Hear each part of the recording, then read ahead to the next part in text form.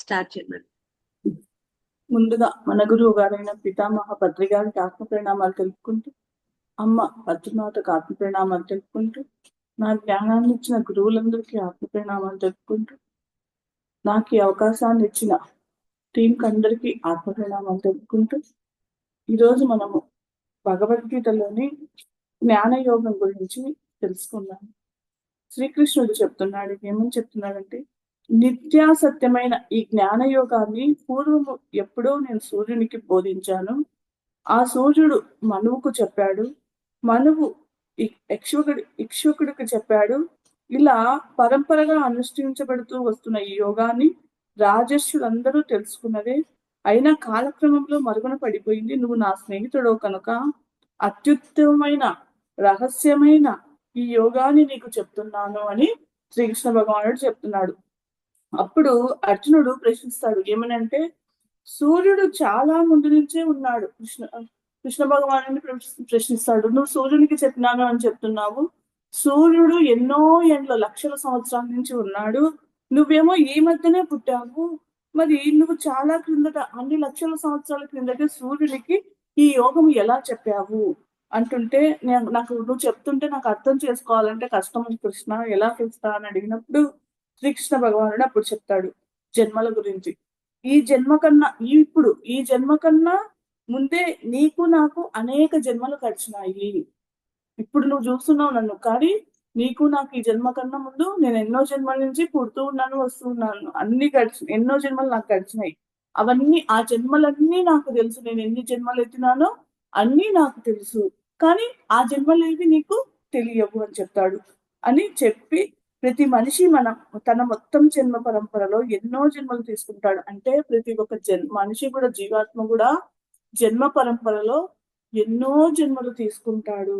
మొట్టమొదట జన్మ శైశవాత్మగా మానవ శరీరంలోకి ప్రవేశిస్తుంది ఆత్మ. ఫస్ట్ శైశవాత్మగా మానవ శరీరంలోకి ప్రవేశిస్తుంది.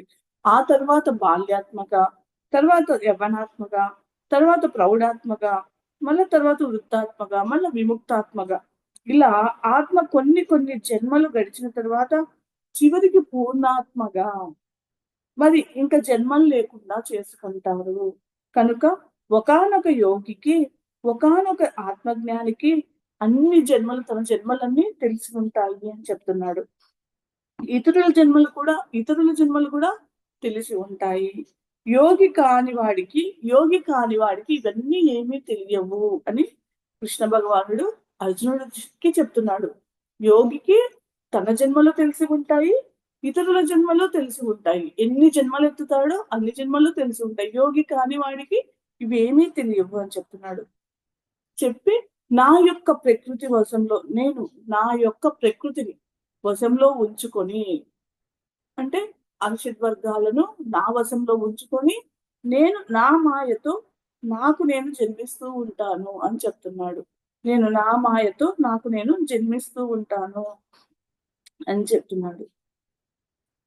పవిత్రానాయ సాధూనాం వినాశాయ చతుష్టుతం ధర్మ సంస్థాపనార్థాయ సంభవామి యుగే యుగే అని చెప్పి, అర్జున, ధర్మము నశించి అధర్మం పెరిగినప్పుడు నన్ను నేను సృష్టించుకుంటూ ఉంటాను. సజ్జనులను రక్షించడానికి, దుష్టులను శిక్షించడానికి, ధర్మస్థాపన కోసం ప్రతి యుగంలోనూ నేను అవతరిస్తూనే ఉంటాను. ఎప్పుడు మంచి అన్నది రక్షించబడుతూనే ఉంటుంది, చెడు అన్నది శిక్షించబడుతూనే ఉంటుంది అని అనురాగము, కోపము, భయము విడిచిపెట్టి ఎవరి ఆత్మతో వారు స్థితమైన వారు ఎంతో మంది ఇటువంటి జ్ఞాన తపస్సు చేత పవిత్రులై నా యొక్క ఆత్మస్వరూపాన్నే పొందారు అని చెప్తున్నాడు. అంటే ఎక్కడైతే అధర్మం నశిస్తుందో అక్కడ నన్ను నేను సృష్టించుకుంటాను, అక్కడ భగవంతుడు అవతరిస్తాడు ఉంటాడు. అక్కడ మంచి వాళ్ళని రక్షించడానికి, దుష్టులను శిక్షించడానికి, ధర్మస్థాపన కోసం ప్రతి ఒక్క యుగంలోనూ నేను ఉంటానని అని చెప్తున్నాడు. నేను అవతరిస్తూనే ఉంటాను. ఎప్పుడు మంచి అన్నది రక్షించబడుతూనే ఉంటుంది, చెడు అన్నది శిక్షించబడుతూనే ఉంటుంది అని చెప్తున్నాడు. అందుకనే మీరందరూ, ఎవరైనా అర్జునుడికి చెప్తున్నాడు శ్రీకృష్ణ భగవానుడు, అనురాగము, కోపము, భయము విడిచిపెట్టి ఎవరి ఆత్మతో వారు స్థితమై మనం ఇవన్నీ మన లోపల ఉండే అనురాగము, కోపము, భయం ఇవన్నీ వదిలేసి మన ఆత్మతో, మన భగవంతునితో, మన ఎవరి వారు స్థితమైన వారు ఎంతో మంది ఇటువంటి జ్ఞాన తపస్సు చేత పవిత్రులై ఇట్లా చేసి వాళ్ళ ఆత్మతో వాళ్ళు స్థితమై ఇటువంటి జ్ఞాన తపస్సు చేత వాళ్ళు పవిత్రులై నా ఆత్మ యొక్క స్వరూపాన్ని పొందారు అని చెప్తున్నాడు. శ్రీకృష్ణుడు ఇంకా ఏం చెప్తున్నాడంటే యద్భావం తద్భవతి, అంటే ఎవరు ఏ విధంగా నన్ను సేవిస్తే, అంటే నన్ను అంటే ఆత్మను అనేది మనం అక్కడ అర్థం చేసుకోవాలి. ఎవరు ఏ విధంగా ఆత్మను సేవిస్తే వాళ్ళను ఆ విధంగానే నేను పరమాత్మ అంటే నేను అంటే పరమాత్మ పరమాత్మను అనుగ్రహిస్తున్నాను. మానవులు అందరూ ఎప్పుడు నా ఆత్మ మార్గాన్ని అనుసరిస్తారు అంటున్నారు అని చెప్తున్నాడు అనమాట. మానవులందరూ ఎప్పుడు నా ఆత్మ మార్గాన్ని అనుసరిస్తున్నారు. కర్మలు వెంటనే సిద్ధించడం కోసం ఈ లోకంలో అనేకలు అంటే వాళ్ళు చేసిన పనులు, వాళ్ళ కోరిక కర్మలు సిద్ధించడం కోసం అనేక మంది ఇక్కడ ఈ భూలోకంలో దేవతలను ఆశ్రయిస్తూ ఉంటారు, ఆరాధనలు చేస్తూ ఉంటారు. కానీ మన వాస్తవానికి మనమే సృష్టించుకుంటున్నాము. యద్భావం తద్భవతి, మన మతి ఎంతో గతి అంతే అని చెప్తున్నాడు. అంటే కానీ ఇక్కడ మనము మన వాస్తవాన్ని ఇక్కడ మనమే సృష్టించుకుంటున్నాము అని చెప్తున్నాడు. ఇక్కడ దానికి ఎగ్జాంపుల్ కూడా ఎలా మన వాస్తవాన్ని సృష్టించుకుంటున్నాము అంటే శ్రీకృష్ణ పరమాత్మని శ్రీ రామకృష్ణ పరమహంస గురించి ఇక్కడ చెప్తున్నాడు. ఒకసారి శ్రీ రామకృష్ణ పరమహంస గురించి ఒక అడవిలో రామకృష్ణ పరమహంస అడవిలో ప్రయాణమై ఒంటరిగా పోతూ ఉంటాడు. పోతూ ఉన్నప్పుడు అక్కడ నడిచి వెళ్ళేటప్పుడు ఎండ ఎక్కువగా ఉంటుంది. అంతలో ఒక పెద్ద చెట్టు కనపడుతుంది. అక్కడ పెద్ద చెట్టు కనపడి దాని కింద పోయి ఆ చెట్టు కింద పోయి రామకృష్ణ పరమహంస కూర్చుంటాడు. కూర్చున్నప్పుడు కాసేపటికి ఆయనకు అక్కడ దప్పిక వేస్తుంది. దప్పిక అయ్యి అనుకుంటాడు మనసులో ఏమని అంటే అబ్బా ఇప్పుడు ఇక్కడ మంచినీళ్ళు ఉండి ఉంటే ఎంత బాగుండు అని అనుకుంటాడు. వెంటనే అక్కడికి ఆయన ఎప్పుడైతే మనసులో ఆ భావన చేస్తాడో మంచినీళ్ళు వస్తే బాగుందని, అప్పుడు వెంటనే అతనికి నీళ్లు వచ్చాయి, తాగుతాడు. నీళ్లతో పాటు ఇంకా మళ్ళా అనుకుంటాడు మంచి భోజనం కూడా వస్తే బాగుంటుంది అని అనుకుంటాడు. వెంటనే భోజనం కూడా వస్తుంది. అబ్బా నేను సంకల్ప సిద్ధుణ్ణి అని అనుకుంటాడు. అప్పుడు అంటే నేను ఏమనుకుంటే అవి వస్తున్నాయి, నేను సంకల్ప సిద్ధుణ్ణి అనుకుంటాడు. బాగా భోజనం చేసినాక ఇక మంచం తింటూ ఉంటే ఎంత బాగుండేది అని అనుకుంటాడు. వెంటనే అవి కూడా వస్తాయి. మానవుని కోరికలకు అంతు ఉందా? అప్పుడు ఒకటి పోతేనే ఇంకొకటి అంతనికి గుర్తుకొస్తుంది. మానవుని కోరికలకు అంతు ఉండదు కదా. అలాగా మంచము తింటూ ఫస్ట్ నీళ్లు అనుకున్నాడు, మళ్ళా భోజనం అనుకున్నాడు, మళ్ళా మంచం తింటూ ఉంటే బాగుంది అనుకున్నాడు. అలా ఒకటి పోతేనే ఇంకొక కోరిక. అలా వెంటనే మళ్ళీ అది అయిపోయిన తర్వాత అది వస్తుంది. మంచము తింటూ ఉంటే వెంటనే అవి వస్తాయి. తర్వాత మళ్ళీ అది వస్తూనే మళ్ళీ తర్వాత భార్య జ్ఞాపకానికి వస్తుంది. వెంటనే ఆనా ప్రత్యక్షం అవుతుంది. ఇక అదే ఈ అడవిలోకి ఈమె ఎలా వచ్చింది అనుకొని తర్వాత వెంటనే ఆయన ఆలోచన మార్చుకుంటూ ఈ భూతమేమో అనుకుంటాడు. వెంటనే ఆవిడ భూతంలాగా మారిపోతుంది. తినేస్తుందేమో అనుకుంటాడు. వెంటనే ఈ తినేసింది. ఈ కథ ద్వారా మనం అర్థం చేసుకోవాల్సింది ఏంటంటే కోరికలు కోరుకుతూనే ఉంటే అర్హతను బట్టి ఆ కోరికలు వస్తూ ఉంటాయి, తీర్చబడుతూ ఉంటాయి. అలాగే మనం తీసుకునే అనేక జన్మలు వ్యర్థంగా భూతంలాగా తినేస్తూ ఉంటుంది. కనుక పరమాత్మను ఒక జ్ఞానార్జనకే సేవించాలి అని చెప్తున్నాడు. అంటే ఇక్కడ మనము మన జీవితంలో కోరికలు అనేవి ఇక్కడ మనం అర్థం చేసుకోవాల్సింది ఏమంటే మన ఈ జీవితంలో ఈ జీవాత్మ ఇప్పుడు రామకృష్ణ పరమహంస చూడండి, ఒక కోరిక కోరుతుంది, ఇంకొక కోరిక ఇలా ఒక కోరిక తర్వాత ఒక కోరికలు పుడుతూనే ఉంటాయి. కానీ మనం వచ్చిన ఈ భూమి మీదకి వచ్చిన పని దేనికి వచ్చాము? మనం జ్ఞానం కోసమే వచ్చినాం ఈ భూమి మీదకి. దానికోసమే జ్ఞానార్జన కోసమే సేవించాలి అని చెప్తున్నాడు. అదే మనం కోరుకోవాలి తప్ప ఇక్కడ ఏవి కోరుకుంటే అవి వస్తూనే ఉంటాయి. కానీ లాస్ట్ కు భూతము అనుకున్నాడు, భూతం తినేసింది. అలాగా మనం జ్ఞానం కోసం వ్యర్థం అయిపోతాయి జన్మలు అని చెప్తున్నాడు. ఇలా జన్మలు వ్యర్థంగా భూతంలాగా తినేస్తూ ఉంటాయి కనుక పరమాత్మను మనం ఒక్కటే అడగాలి. జ్ఞానార్జన కోసమే మనము పరమాత్మను పిలవాలి. పరమాత్మ ఈ కథలో మనం అర్థం చేసుకోవాల్సింది కోరికల కోసం కాదు, జ్ఞానం కోసమే పరమాత్మను పిలవాలి అని చెప్తున్నాడు. అందుకే శ్రీకృష్ణుడు అంటున్నాడు, ఎవరు ఏ మార్గంలో ప్రయాణించినా, ఎన్ని జన్మలు గడిచినా చివరికి అందరూ తన ధ్యాన మార్గాన్ని అనుసరిస్తారు. ఎన్ని జన్మలు ఆ, పుట్టినా లాస్ట్ కు మనము ధ్యాన మార్గాన్ని అనుసరిస్తారు. వేరే దారి అయితే లేదు. తాను ఆత్మని గ్రహించవలసి, ఎన్ని జన్మలు ఎత్తుకైనా తాను ఆత్మని గ్రహించవలసిందే. లేకపోతే ఈ ఆత్మని మనము గ్రహించకపోతే ఈ జనన మరణ చక్రాల్లో తిరుగుతూనే ఉంటారు అని చెప్తున్నారు. తాను మనము దేహంగా భావిస్తూ కులము, మతము, నీది, నాది అంటూ జన్మలను వ్యక్తం చేసుకుంటున్నాము. కులము, మతము అన్నది సృష్టించబడలేదు. వర్ణావస్థ మాత్రమే, వర్ణ వ్యవస్థ మాత్రమే సృష్టించబడింది అని చెప్తున్నాడు. కులము, మతం అనేది ఇక్కడ సృష్టించబడలేదు, వర్ణ వ్యవస్థ మాత్రమే సృష్టించబడింది అంటున్నాడు. వర్ణ వ్యవస్థ అంటే బ్రాహ్మణ, క్షత్రియ, వైశ్య, శూద్రులు అనే 4 వర్ణాల సముదాయం. అంటే ఇవి కూడా ఏంటంటే గుణకర్మ విభాగాన్ని అనుసరించి నా చేత సృష్టించబడింది అని చెప్తున్నాడు. ఈ రకమైన సృష్టికి కర్తను నేనే అయినప్పటికీ నాశనం లేని నన్ను అకర్తగానే నువ్వు తెలుసుకో అంటున్నాడు శ్రీకృష్ణుడు.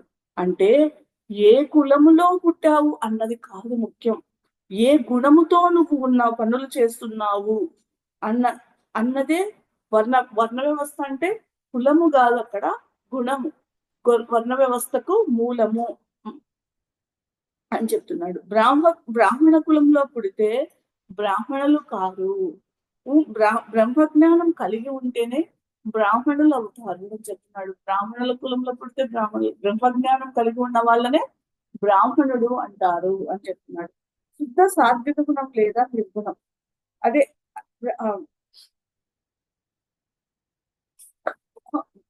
బ్రహ్మజ్ఞానం కలిగి ఉంటేనే బ్రాహ్మణులం అంటే అదే బ్రహ్మజ్ఞానం అంటే శుద్ధ సాత్విక గుణము లేదా నిర్గుణం అన్నమాట అని చెప్తున్నాడు.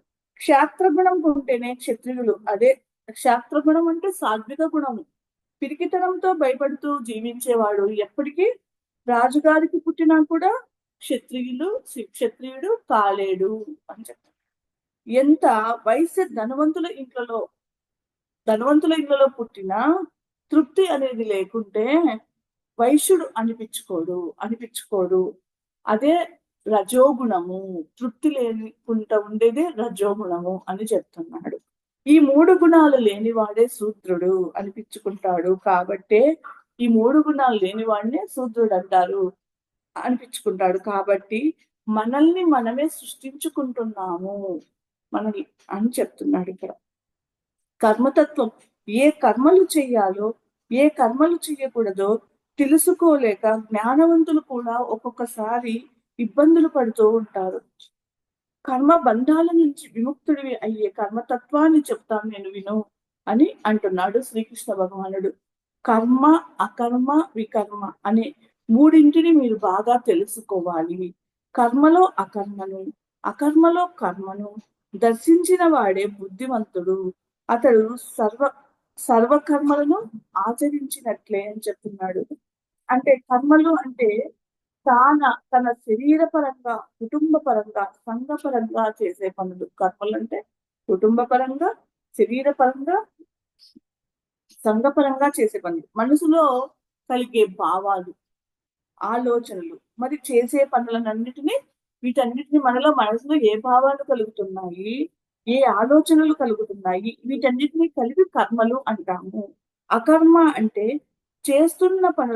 మనం చేసే పనులలో కర్మ ఫలాశక్తి లేకుండా కర్మలు చేయడం. ఏ పని చేస్తున్నా ఫలితము ఆశించకుండా పని చేసుకుంటా పోవడమే, దాన్నే అకర్మ. అంతేకాని పనులు చెయ్యకుండా ఉండడం కాదు. ధ్యానమే అసలైన కర్మ అని చెప్తున్నాడు, అసలైన అకర్మ అని చెప్తున్నాడు. అంటే ఏ పని చేసినా ధ్యాన స్థితిలోనే ఏది ఆశించకుండా చెయ్యడమే, అదే అకర్మ అని చెప్తున్నాడు. వికర్మ అంటే చెయ్యకూడని పనులు, ధర్మ విరుద్ధమైన పనులు, శాస్త్ర సమ్మతం కాని పనులు, ఇతరులను బాధ కలిగించే పనులు వికర్మ అంటే. మాటల ద్వారా కానీ, చేతల ద్వారా కానీ ఇతరులను దుఃఖాన్ని పెంచే పనులు సమాజానికి కాని మనకు కాని ఏ విధమైన ప్రయోజనము లేని పనులు అని చెప్తున్నాడు. అవి వికర్మ. కర్మలో అకర్మ అంటే అంటే కర్మలు చేసేటప్పుడు మనసులో మనం ఏ పని చేసినా మనసులో సమత్వ భావాన్ని స్థిరపరచుకొని కర్మ ఫలం ఆసక్తిని అత్యాశలను విడిచి అహంకారము లేకుండా సాక్షిభూతంగా ఉండి కర్మలు చేస్తే అవి మనకు బంధాలు కలిగించవు. పనులు చేసేట ఏ పని చేసినా మనసులో ఎలా ఉండాలి, భావన ముఖ్యం. ఆ భావన సమభావంలో ఉండి స్థిరపరచుకొని కర్మఫల కర్మఫల ఆసక్తిని అత్యాశలను విడిచిపెట్టాలి. పని చేసేటప్పుడు ఎక్స్పెక్టేషన్స్ ఉండకూడదు.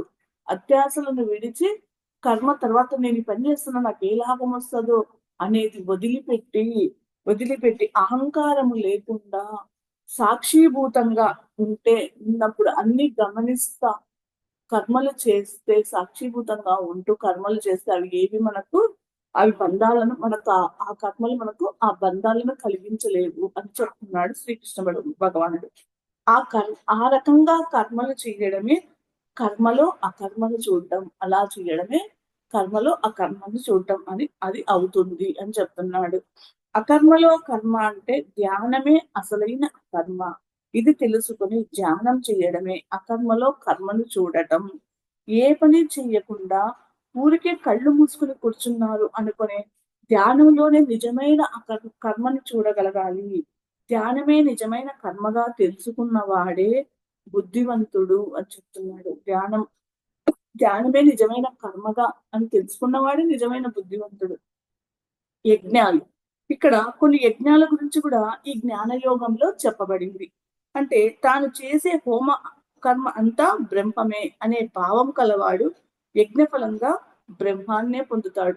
అంటే ఇక్కడ మనము చేసే పని అంతా ఏది హోమకర్మ అంతా అది బ్రహ్మమే, దైవ ఏది చేసినా దైవమే బ్రహ్మమే అనే భావనతో చేస్తే భావన కలవాడు ఆ బ్రహ్మాన్నే పొందుతాడు అని చెప్తున్నాడు. యజ్ఞఫలంగా బ్రహ్మాన్యం పొందుతాడు. కొందరు దేవతలు యజ్ఞం చేసి కోరికలు తీర్చుకుంటుంటారు. కొందరు యోగులు ఫలాపేక్ష లేకుండా యజ్ఞం చేస్తారు. చివరికి యజ్ఞ ఫలాన్ని కూడా హోమం చేస్తారు తమది కాదని.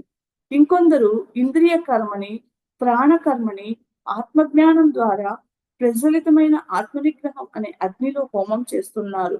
ఇలా కొందరు ద్రవ్య సంబంధమైన యాగాలను, మరికొందరు తీవ్రమైన వ్రతములను కలవారై తపోయజ్ఞాన్ని, ఇంకా కొందరు ప్రాణాయామం లాంటి యోగ యజ్ఞాన్ని, వేరే కొందరు వేదాభ్యాసం వంటి స్వ అధ్యాయ యజ్ఞాన్ని చేస్తున్నారు.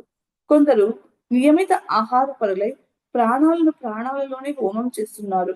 వీళ్ళంతా కూడా ఆయా యజ్ఞాల ద్వారా వారి వారి పాపాలను పోగొట్టుకుంటూ ఉన్నారు. ఒక్కొక్కరు ఒక విధంగా వాళ్ళు చేసే యజ్ఞాల ద్వారా వాళ్ళ పాపాలను పోగొట్టుకుంటూ ఉంటున్నారని ఇక్కడ శ్రీకృష్ణ భగవానుడు చెప్తున్నాడు. జ్ఞానయజ్ఞం అంటే ద్రవ్య యజ్ఞం కంటే జ్ఞానయజ్ఞమే శ్రేష్టమైనది. మనం బయట చేసే హోమాలు ఇవి దాంట్ల కంటే జ్ఞానయజ్ఞమే శ్రేష్టమైనది ఇక్కడ చెప్తున్నాడు. అన్ని కర్మలు కూడా జ్ఞానంతోనే, మనం చేసే అన్ని కర్మలు కూడా జ్ఞానంతోనే పరిసమాప్తం అవుతాయి అని చెప్తున్నాడు. కనుక తత్వదర్శులైన వారికి జ్ఞానాలకు మనం అంటే తత్వదర్శనులైన వారికి జ్ఞానులకు సాష్టాంగ నమస్కారం చేసి వినయముతో ప్రశ్నించి సుశుష్ట చేసి ఆత్మతత్వం తెలుసుకోవాలంటే జ్ఞానులను ఇప్పుడు శ్రీకృష్ణ భగవానుడు అర్జునుని ఎలాగైతే అడుగుతున్నాడో వినయముతో, అలాగా జ్ఞానులను మనము కూడా సాష్టాంగ నమస్కారం చేసి వినయముతో ప్రశ్నించి ఆ ఆత్మతత్వాన్ని తెలుసుకోవాలి అని చెప్తున్నాడు ఇక్కడ శ్రీకృష్ణ భగవానుడు. ఆ జ్ఞానాన్ని తెలుసుకుంటే తిరిగి నువ్వెప్పుడు మోహంలో పడవు. సమస్త ప్రాణులు నీలోను, పిమ్మట నాలోను చూడగలుగుతావు. ఎప్పుడైతే ఆత్మజ్ఞానాన్ని నువ్వు తెలుసుకుంటావో అప్పుడు నువ్వు ఈ మాయలో, ఈ మోహంలో, ఈ భ్రమలలో పడకుండా సమస్త ప్రాణుల్లోనూ ఆత్మే ఉంది, దైవమే ఉంది అని నువ్వు తెలుసుకుంటావు. ఈ లోకంలో జ్ఞానంతో సమానమైన పవిత్రమైనది ఏది కూడా లేదు అని చెప్తున్నాడు. చెప్తున్నాడు. సాధన చేసి యోగ సిద్ధిని పొందినవాడు కాలక్రమాన ఆ జ్ఞానాన్ని తనలోనే తెలుసుకుంటాడు. అంటే సాధన ఎప్పుడైతే సాధన చేసి యోగ సిద్ధిని పొందిన ఆ వాడు కాలక్రమాన ఆ జ్ఞానాన్ని తనలోనే తెలుసుకుంటాడు. అంటే సాధనే ఇక్కడ ముఖ్యం. సాధన చేసి యోగ సిద్ధిని పొందిన తనలోనే ఆ జ్ఞానాన్ని తెలుసుకుంటాడు. తనలోనే ఉంది జ్ఞానం, బయట ఎక్కడా లేదు అనేది తెలుసుకుంటాడు అని చెప్తున్నాడు.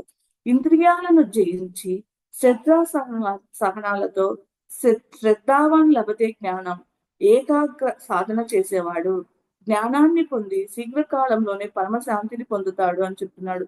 అంటే మనము కళ్ళు మూసుకొని కాళ్ళు క్రాస్ చేసుకొని చేతుల్లో చేతులు పెట్టుకొని మనసును శూన్యం చేసి ఎప్పుడైతే ఈ ధ్యాన సాధన చేస్తామో శ్రద్ధ సహనాలతో అని చెప్తున్నాడు. శ్రద్ధావాన్ లభతే జ్ఞానం. శ్రద్ధ ఉంటేనే మనకు జ్ఞానం అనేది లభిస్తుంది. ఏకాగ్రతతో ఎప్పుడైతే సాధన చేస్తాడో అప్పుడు తొందరగా కొద్ది రోజుల్లోనే జ్ఞానాన్ని పొందుతాడు. అప్పుడు ఆ ఆత్మ పరమ శాంతిని పొందుతాడు అని చెప్తున్నాడు.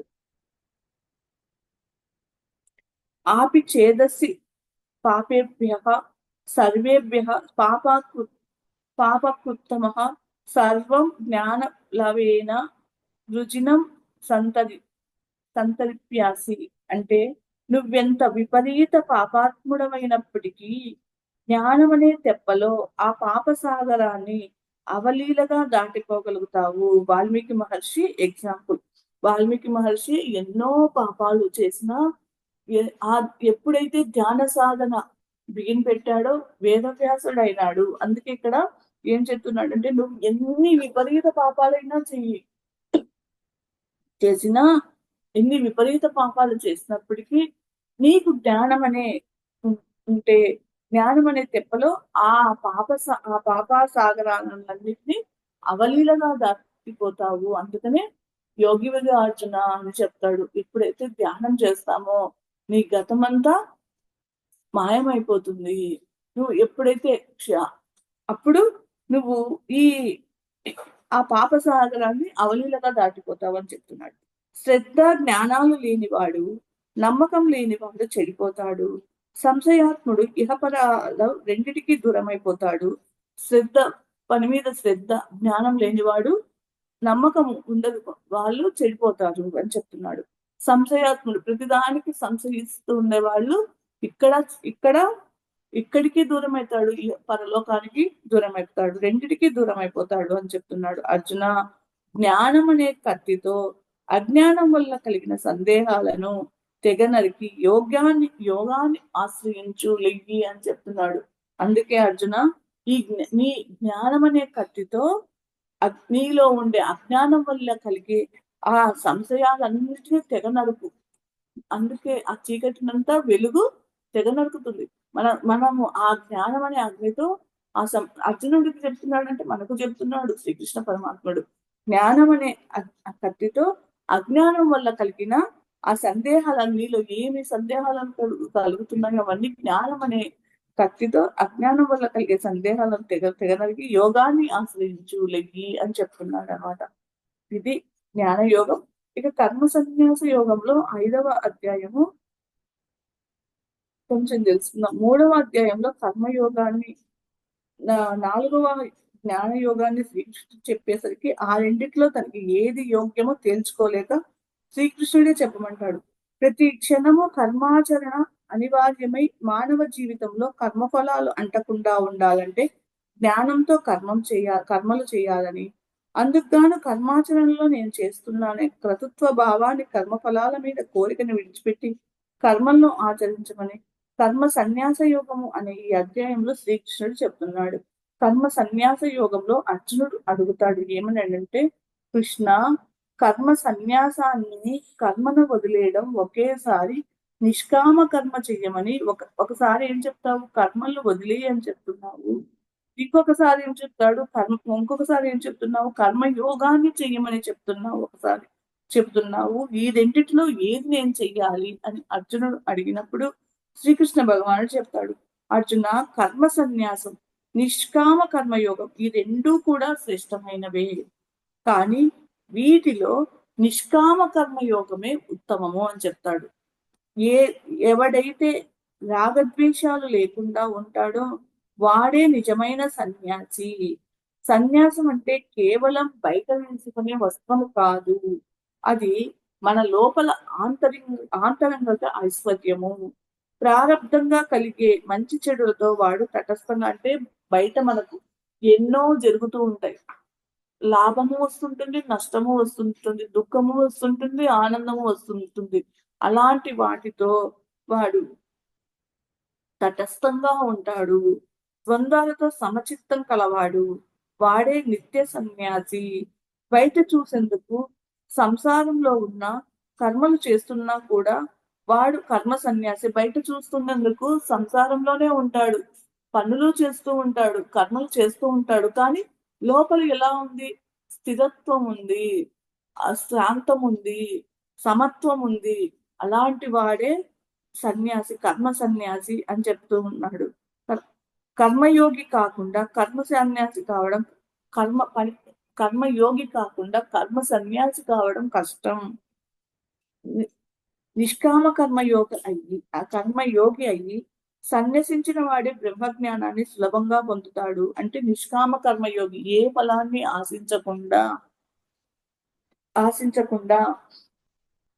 కర్మ నిష్కామ కర్మయోగి అయ్యి సన్యసించిన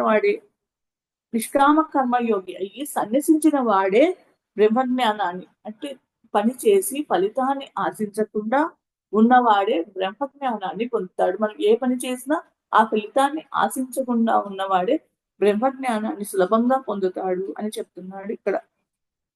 జ్ఞానయోగులు పొందే ఫలాన్ని కర్మయోగులు పొందుతారు. ఈ రెండిటికి భేదము లేదు అని గ్రహించిన వాడే నిజమైన జ్ఞాని. కర్మయోగి కర్మయోగి ఎలా ఉంటాడు అంటే తాను ఏమీ చేయడం లేదు అనే స్థితిలో ఉంటాడు. కర్మయోగి చూసినా, వినినా, తాకినా, వాసన చూసినా, నిద్రించినా, శ్వాసించినా, మాట్లాడుతున్నా, ఇలా ఏది చేసినా ఆయా ఇంద్రియాలే వాటి విషయాలను అవి చేస్తున్నాయని కానీ తాను ఏమీ చేయడం లేదని భావిస్తూ ఉంటాడు. కర్మయోగి ఎప్పుడు ఏ పని చేసినా నా ఇంద్రియాలు చేస్తున్నాయి, నేనేమీ చేయడం లేదు అనే ఆ భావనతో ఉంటాడు అని చెప్తున్నాడు. ఇక్కడ ఇంకొకటి మనకు ఎలా ఉండాలి అనే దానికి ఎగ్జాంపుల్ మనకి ఏం చెప్తున్నాడంటే, ఇప్పుడు మనం కర్మయోగి ఏది చూసినా, మాట్లాడినా, చేసినా ఇంద్రియాలు చేస్తున్నాయి, నేను చేయడం లేదు అనే స్థితి ఎలా ఉంటుందంటే, నీటిలోనే పుట్టి, నీటిలోనే పెరిగి, నీటిలోనే నశించిపోయే తామరాకును ఆ నీరు ఏమాత్రం, ఆ తామర పువ్వును నీరు ఏమాత్రం తడపలేదు. ఎవరు కర్మలను పరమాత్మకు వాళ్ళు చేసే కర్మలను పరమాత్మకు సమర్పిస్తారో, సమర్పించి ఆ కర్మల పైన పని చేస్తున్న భగవత్ స్వరూపంతో, భగవంతుడు నాతో చేయిస్తున్నాడు అనే భావనతో ఎవరైతే పనులు చేస్తారో, కర్మలు పొద్దున లేచినప్పటి నుంచి నేను చేస్తున్నానని కాదు, ఆ భగవంతుడు నాతో చేయిస్తున్నాడు అనే భావనతో చేస్తారో, అవన్నీ మనం చేసే పనులన్నీ పరమాత్మకు సమర్పిస్తారో, ఆ పనుల మీద ఆసక్తి వదిలిపెడతాడు. పనులు చేయాలి, ఆసక్తి ఉండకూడదు. ఏ ఫలితం రావాలో అది వస్తుంది. ఆసక్తి విడిచి ఆచరిస్తారో అటువంటి వారినే తామరాకు మీద నీటి బిందువులాగా అటువంటి వాళ్ళకే పాపం అంటుకోదు అని చెప్తున్నాడు. అంటే ఇప్పుడు తామరాకు మీద నీటి బిందువు అంటే ఆ నీళ్లలో తామరాకు ఉంటుంది, కానీ ఆ బురదలో ఉన్నా కూడా ఆ తామరాకు ఏది అంటించుకోదు. అలాగే ఇక్కడ ఈ భూ ప్రపంచంలో మనము ఇక్కడ ఎన్ని పనులు చేస్తున్నా మన ఆత్మతో మనము ఉండి ఏదైనా ఆ భగవంతుడు నాతో చేయిస్తున్నాడు ఆ పని మీద ఆసక్తి లేకుండా చేసినప్పుడు అది మనకు ఆ బంధాలను కలిగించదు అని చెప్పి తామర పువ్వుకు ఎలా కలిగించదో మనకు ఆ బురద ఎలా కలగదో మనం కూడా ఈ బురదలను అంటించుకోము అని చెప్తున్నాడు ఇక్కడ. అలా పాపం అంటుకోదు. ఆ భగవంతుడు చేస్తున్నాడు, మంచి అయినా చెడు అయినా ఆయన నాతో చేయిస్తున్నాడు, అన్ని పనులు నాతో చేయిస్తున్నాడు, నేను చెయ్యడం లేదు. అక్కడ ఎక్స్పెక్టేషన్స్ ఉండవు, అందుకు ఆ పాపము అంటుకోదు అని చెప్తున్నాడు. శరీరంలో సుఖంగా ఉంటాడు. యోగులు ఫలాపేక్షను క్రతుత్వాన్ని అహంకారాన్ని వదిలి యోగులు ఫలాపేక్షను అంటే పని చేసినాక ఆ ఫలితాన్ని వదిలి క్రతుత్వాన్ని అహంకారాన్ని క్రూరత్వాన్ని అహంకారాన్ని వదిలి మనసు శరీరం బుద్ధి ఇంద్రియాలతో చిత్తశుద్ధి కోసమే కర్మలు చేస్తారు. ఈ కర్మలను తాను చెయ్యాలని కూడా మనసుకు నేను ఈ పనులు చేస్తున్నానని కూడా మనసులోకి రానియ్యరు. కర్మ చెయ్యాలనే ప్రోద్బలమే ఉండదు. 9 ద్వారాలు గల ఈ శరీరములో అలా ఉన్నవాడు ఎలా ఉంటాడు? ఈ 9 చక్రాలు ఉన్న ఈ ద్వారాలు గల శరీరంలో అప్పుడు సుఖంగా ఉంటాడు అని చెప్తున్నాడు. ఎప్పుడైతే ఆ పరమాత్మను ప్రతిదీ ఆ పరమాత్మకు అర్పించి చేసేవాడు ఈ 9 ద్వారాలు గల శరీరంలో సుఖంగా ఉంటాడు అని చెప్తున్నాడు. ఆత్మ ప్రేరణలు కావు. కర్మ కర్తృత్వం కర్మఫలం అనేవి ఆత్మ ప్రేరణలు కావు. ప్రకృతియే ఆ పని చేపిస్తుంది. స్వభావం వల్లనే కర్మలు జరుగుతూ ఉన్నాయి. ఆత్మకు అందుకే ఆత్మకు ఈ ఎలాంటి మనం చేసే పనులతో సంబంధం లేదు. పాపపుణ్యాలతో సంబంధం లేదు. జ్ఞానము అజ్ఞానం చేత కప్పబడి ఉండటం వల్లనే ఈ జ్ఞానం అజ్ఞానం చేత కప్పబడి ఉండటం వల్లనే ఈ జీవులందరూ భ్రాంతి చెందుతున్నాయి. విద్యా వినయ సంపన్నే బ్రాహ్మణే గని హస్తిని సునిచైవ స్వపాకే పండిత సమదర్శిన అంటే పండితుడు అంటే వ్యాకరణ పండితుడు, సంస్కృత పండితుడు కాదు. విద్యతో అంటే సంస్కృతంలో చేసే పండితుడు కాదు. పండితుడు అంటే ఇక్కడ విద్యతో వినయంతో కూడుకున్న బ్రాహ్మణుడైన అంటే నిర్గుణ ప్రకాశకుడు అందరినీ ఆత్మస్వరూపంగా సమానంగా చూసేవాడిని. పండితుడు అంటే ఇక్కడ మనం ఏమని అర్థం చేసుకోవాలని చెప్తున్నాడంటే శ్రీకృష్ణ భగవానుడు అందరినీ ఆత్మస్వరూపంగా సమానంగా చూసేవాడినే పండితుడు అంటారు అని చెప్తున్నాడు. శుద్ధ సాత్విక గుణ సంపన్నమైన ఆవులాంటి వారు అయినా, సాత్విక గుణ ప్రధానమైన ఏనుగు లాంటి వారైనా, రజోగుణము కలిగిన కుక్క లాంటి వారైనా, కుంకమాంసము వండుకొని తినే అత్యంత తమోగుణం కలిగిన చెండాలులైనా ఏ గుణం అంటే ఇక్కడ పండితుడు అనేవాడికి ఇక్కడ మనకు శ్రీకృష్ణ భగవానుడు ఎగ్జాంపుల్ చెప్తున్నాడు. అంటే ఆవు లాంటి వారైనా ఏనుగు లాంటి వారినైనా గుణాలలో శుద్ధ సాత్విక గుణం ఆవులాగా ఉన్న, సాత్విక ప్రధానమైన ఏనుగులాగా ఉన్న, రజోగుణం కలిగిన కుక్క అంటే మొరుగుతూ ఉంటుంది అలా ఉన్న, కుక్క మాంసం వండుకుంటూనే అత్యంత తమోగుణం కలిగిన చెండాలుడు అయినా, ఏ గుణము కలగవారినైనా పండితుడికి సమానమే. పండితుడు అనేవాడికి అందరినీ సమానంగానే చూస్తాడు. అటువంటి వాడిని పండితుడు అని అంటారు అని ఇక్కడ శ్రీకృష్ణ భగవానుడు చెప్తున్నాడు. అదే విధంగా మనిషి అయినా, ఆవు ఏనుగు కుక్క లాంటి జంతువులనైనా అన్నిటినీ సమదృష్టితో చూడగలిగిన వాడే పండితుడు. ఆ విధంగా సకల ప్రాణి కోటిని సమంగా చూడలేని వాడు పామరుడు అంటారు అని చెప్తున్నాడు. సమంగా చూడలేని వాడిని పామరుడు అంటాడు, సమంగా చూసేవాడిని పండితుడు అంటారు. ఇప్పుడు చెప్పిన సమతాస్థితి సాధించాలంటే కృష్ణుడు ఇలా చెప్తున్నాడు. బాహ్య ప్రపంచంతో సంబంధం కలిగి ఉన్న శబ్ద స్పర్శ రూప రసగంధ ఉన్న వాటిని బయట నుండి బయటికే పంపించి వేయాలి. ఇట్లా బయట ప్రపంచంతో సంబంధం కలిగి ఉన్న వాటిని బయట నుంచి పంపివేయాలి. శబ్ద స్పర్శ రూప రసగంధం ఉన్న వాటిని మన లోపలికి రానియకూడదు. అటు ఇటు దిక్కులు చూస్తే మనసు ఇంద్రియాల వెంట పరుగులు తీస్తుంది. కనుక మన ధ్యాసను గురువు మధ్యం మీద నిలిపి ముక్కు ద్వారా జరుగుతూ ఉంటే ఉచ్ఛ్వాస నిశ్వాసాలను సమానంగా చూడాలి. తద్వారా అప్పుడు మనసు నెమ్మదిగా ప్రశాంత స్థితికి, పరంపరగా శూన్య స్థితికి అత్యంత సహజంగానే చేరుకుంటుంది. దానివల్ల ఏమవుతుంది అంటే మనసు బుద్ధి ఇంద్రియాలను మనం స్వాధీనపరుచుకొని కోరిక భయము కోపము విడిచిపెట్టి మోక్ష సన్యాసుడైన జ్ఞాని సదా ముక్తుడే అవుతాడు. అందుకే ధ్యానం అనేది ఎంతో ముఖ్యమైనది. ధ్యానము చేయడం వల్లనే మనము ఇలా మనలో ఉన్న అరిషత్ వర్గాలను, మన గుణాలను కూడా మార్చుకోగలుగుతాము అని చెప్పింది. ఆత్మ సమన్వయ యోగం గురించి తెలుసుకుందాం. కర్మయోగము, కర్మ సన్యాస యోగాలు అనే బాహ్య సాధనలు చెప్పిన తరువాత ప్రాపంచిక ఇంద్రియ విషయాలకు లొంగిపోకుండా మనసులో ఆత్మను నిలిపి అంతరంగ సాధనైన ధ్యాన యోగాన్ని ప్రవేశపెడుతున్నాడు శ్రీకృష్ణ పరమాత్మ ఈ అధ్యాయంలో.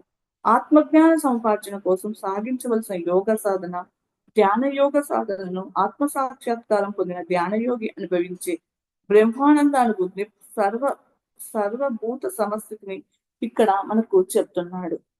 ఆత్మ సంయమన యోగంలో ఆత్మ సంయమన యోగం అనగా మనోనిగ్రహానికి కావలసిన ఉపాయం. సంయమనం అనేది మనసుకు సంబంధించిన మాట. మనసు అనేది చంచలమైనది కాబట్టి సంయమనం దానికే కావాలి. మనసుకే సంయమనం కావాలి. మనసు ఎప్పుడు కోతిలాగా చెలిస్తూ ఉంటుంది. దీనికి సంయమం దానికే కావాలి. కర్మఫలాన్ని కోరకుండా కర్తవ్య కర్మలను చేసేవాడే నిజమైన సన్యాసి, నిజమైన యోగి. కర్మఫలాల్ని ఎప్పుడు మనం చేసిన పనిని ఫలితాలను కోరకుండా మన కర్తవ్యం మనం చేసుకుంటూ ఉన్నవాడే నిజమైన యోగి అని ఇక్కడ శ్రీకృష్ణ భగవానుడు చెప్తున్నాడు. అర్జున, సన్యాసం అన్నా యోగం అన్నా ఒక్కటే. సంకల్పాలను సన్యసించిన వాడు యోగి కాలేడు. ఇంద్రియ విషయాల పట్ల, కర్మల పట్ల ఆసక్తి అన్ని సంకల్పాలను వదిలిన వాడే యోగారూచుడు అని చెప్పబడుతున్నాడు. ఇంద్రియ విషయాల పట్ల, కర్మల పట్ల ఆసక్తిని, అన్ని సంకల్పాలను వదిలిన వాడే యోగా రుజుడు అని చెప్తున్నాడు. యోగాన్ని పొందకోరే వాడికి ప్రాథమిక దశలో నిష్కామ కర్మాచరణమే సాధనమవుతుంది. కొంత సాధన సిద్ధించినాక శ్రమమే సర్వ సంకల్ప రాహిత్యమే, అంతఃకరణ నిగ్రహమే సాధనమవుతుంది అని చెప్తున్నాడు. అంటే ఇక్కడ మనము కొన్ని యోగాన్ని ఫస్ట్ ధ్యానం చేసే దశలో ఫస్ట్ లో నిష్కామ కర్మాచరణమే సాధనం అవుతుంది. ఏ పని ఫలితం ఆశించకుండా చేస్తాం. కొంత సాధన సిద్ధించినాక మనము మన అంతఃకరణ నిగ్రహం, సర్వ సంకల్ప రాహిత్యం అంటే దేని మీద అంతఃకరణ నిగ్రహం ఉంటుంది, ప్రతి దాని పట్ల నిగ్రహం ఉంటుంది. అది సాధనం అవుతుంది వాళ్ళకు. శ్రీకృష్ణుడు ఇలా చెప్తున్నాడు. ఉత్తరే ఆత్మానం నా ఆత్మ మవ సాధయేత్ ఆత్మేవ ఆత్మానో బంధురాత్మేన రిపురాత్మన. అంటే ఇక్కడ ఎవరిని వారే ఆత్మోత్తరణ చేసుకోవాలి కానీ ఎవరికి వారే అధోగతి పాలు చేసుకోకూడదు. అంటే ఇక్కడ ఆత్మకే బంధువు, ఆత్మయే శత్రువు కూడా అవుతుంది. అంటే ఇక్కడ ఎవరిని వారే ఉద్ధరించుకోవాలి. ఒకరిని అంటే నేనే ఉద్ధరించుకోవాలి, నా ఆత్మను నేనే వికసింపజేసుకోవాలి, జ్ఞానాన్ని పెంచుకోవాలి. మనము ఇంకొకరిని వికసింప చేయలేము, ఇంకొకరు ఎప్పుడు ఉద్ధరించలేరు. ఎవరి సాధన వాళ్లే చేసుకోవాలి, ఎవరి జ్ఞానాన్ని వాళ్లే సంపాదించుకోవాలి. ఉదాహరణకు నాకు జ్వరం వస్తే నేనే మందు వేసుకోవాలి, పక్కవాడు వేసుకుంటే తగ్గుతుందా? అలాగే ధ్యానంలో నిమగ్నమై ధ్యాన కర్మ చేసుకుంటూ ఉండాలి. తద్వారా ఎప్పుడైతే ధ్యాన కర్మ చేసుకుంటూ ఉంటామో దాని ద్వారా జ్ఞానశక్తి పెంపొందుతూ ఉంటుంది. అప్పుడు ఏమవుతుందంటే ఆత్మకు ఆత్మే బంధువు అవుతుంది. మనం జ్ఞానశక్తిని పెంచుకున్నప్పుడు ఆత్మకు ఆత్మే బంధువు అవుతుంది. అలా కాకుండా మనం సమయాన్ని వృధా చేస్తూ ఉంటే మన ఆత్మ మనమే అవసాన దశకు మనం సమయాన్ని వృధా చేస్తూ ఉంటే మన ఆత్మను దిగజార్చిన వాళ్ళం అవుతాము, మన ఆత్మను అవసాన దశకు తీసుకెళ్ళిన వాళ్ళం అవుతాము అని చెప్తున్నాడు. అలాంటప్పుడు మనకు మనమే శత్రువు, మన ఆత్మకు మనమే శత్రువు. అందుకే ప్రతి నిమిషము కూడా మనము సద్వినియోగం చేసుకోవాలి అని ఇక్కడ చెప్తున్నాడు. సమయాన్ని సద్వినియోగం చేసుకొని యోగులము కావాలి అని చెప్తున్నాడు.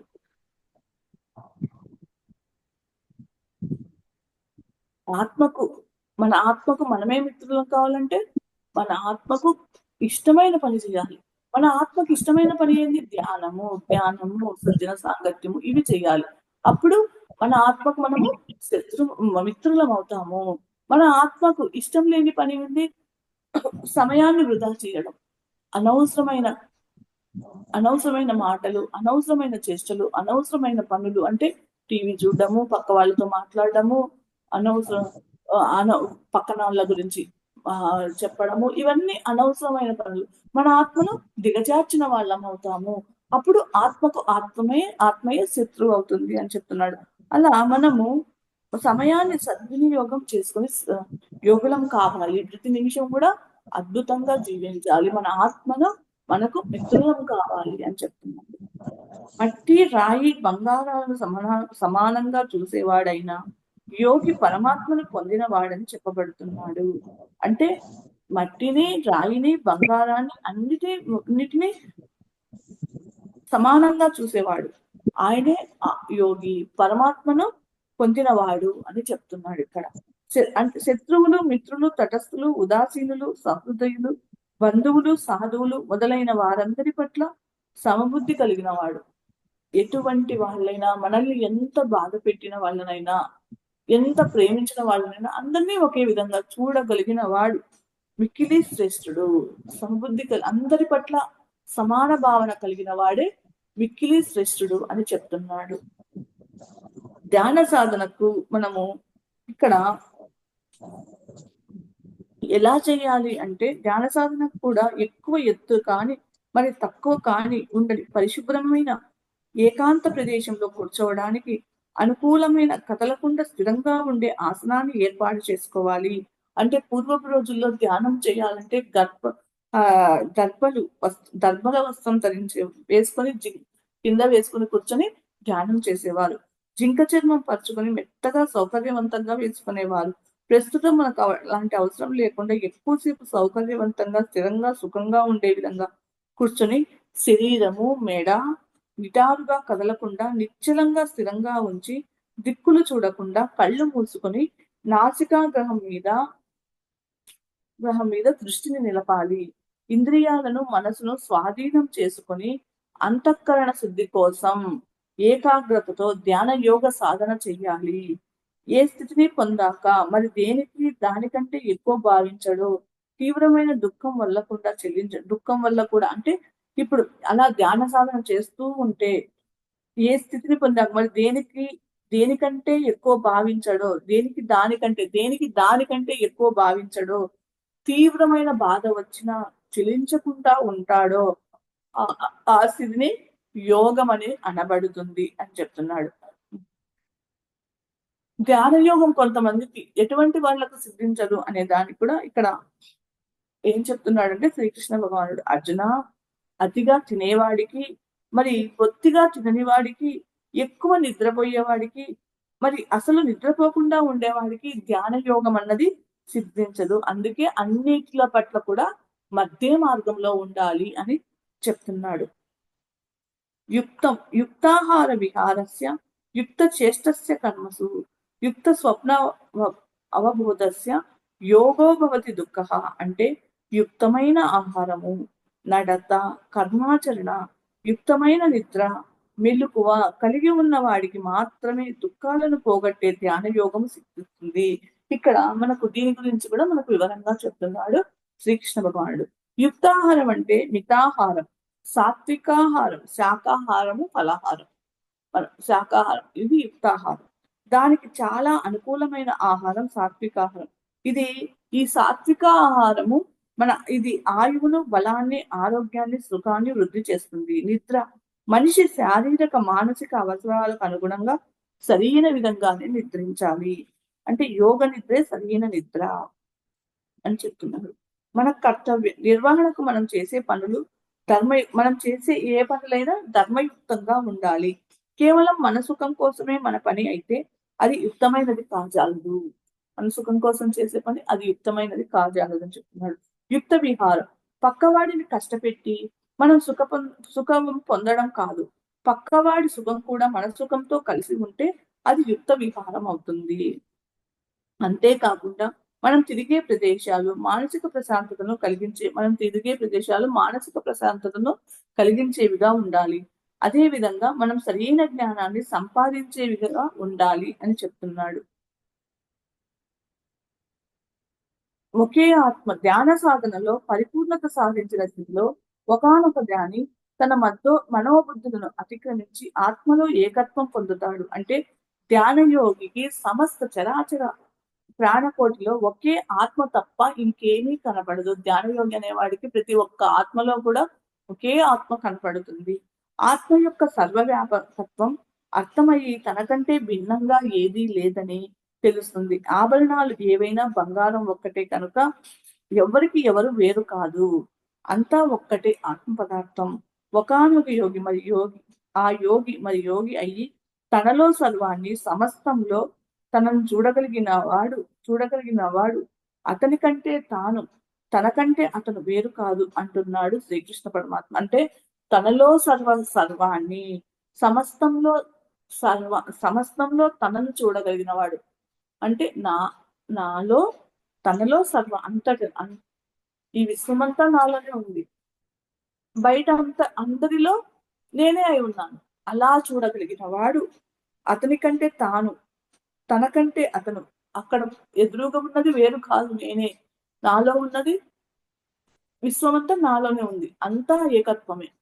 అంటూ అలా అతను వేరు కాదంటున్నారు శ్రీకృష్ణ పరమాత్మ. అర్జునుడు అప్పుడు ఇలా చెప్తున్నాడు, కృష్ణ మనసును స్థిరపరిస్తే కానీ నువ్వు చెప్పింది సాధ్యం కాదు. ఎందుకంటే ఈ మనసు అన్నది చంచలమైనది, దృఢమైనది, అది బలవంతరమైనది. అప్పుడు మనసును నిగ్రహించమనేది గాలిని బంధించినట్లే సాధ్యం కాని పనేమో అనుకుంటున్నాను అని చెప్తున్నాడు. అప్పుడు శ్రీకృష్ణ భగవానుడు ఏం చెప్తున్నాడంటే, అర్జున నిస్సందేహంగా మనసు అన్నది చంచలమైనది, మరి నిగ్రహించడానికి కష్టమైనది. అయినప్పటికీ నువ్వు రోజు అభ్యాసం చేత మరి వైరాగ్యం చేత ఆ మనసును నియంత్రించవచ్చు, దానిని సులభంగా నిగ్రహించవచ్చు అని చెప్తున్నాడు. మనసును ఎలా నియంత్రణలోకి తీసుకురావాలంటే ఇక్కడ శ్రీకృష్ణ భగవానుడు ఏం చెప్తున్నాడంటే, మనసును నియంత్రణలోకి తీసుకురావాలంటే ప్రతిరోజు విధిగా ధ్యాన సాధన చేసి తీరాలి. ఉదాహరణకు ఒకడు తపస్సు చేసి పనిపాటలు చేసే కోసం ఒక భూతాన్ని సాధించాడు. అది పని చెప్పకపోతే ప్రాణం తీస్తానంటాడు ఆ భూతం. ఎన్నిసార్లని పని చెప్తాడు? అదే ఒక పెద్ద పని అయిపోయింది ఆ భూతానికి పని చెప్పడమే. చివరికి ఉపాయం చేసి ఒక పెద్ద తాటి చెట్టును చూపించి దాన్ని ఎక్కుతూ దిగుతూ ఉండు అని చెప్తాడు. అట్లే మనము మనసు అనే భూతంతో బెడద తీరాలంటే మన మనస్సుతో, అంటే ఇక్కడ మనసు రోజుకు ఎన్నో వేల ఆలోచనలు చేస్తూ ఉంటుంది. దాంతో ఆ మనసును మనం కంట్రోల్లోకి తెచ్చుకోవాలంటే శ్వాసతో దాన్ని జోడించాలి, చిత్తశాంతిని పొందాలి. మనసును నిగ్రహించుకోలేని వాడు యోగ సాధన చెయ్యలేడు. మనోనిగ్రహం ఉంటే సాధన ద్వారా ప్రయత్నించి యోగ సిద్ధిని పొందవచ్చు అని చెప్తున్నాడు. శాస్త్రీయమైన వైరాగ్యం ఉండాలి. ఏది ఎక్కువ అవసరమైన దానికి మించి చేయరాదు. ఎప్పుడూ మధ్య మార్గంలోనే జీవించాలి. అతి సర్వత్ర వర్జయత్, రాగద్వేషాలు లేకుండా ఉండాలి. అటువంటప్పుడే ధ్యాన యోగ సాధన ఫలిస్తుంది.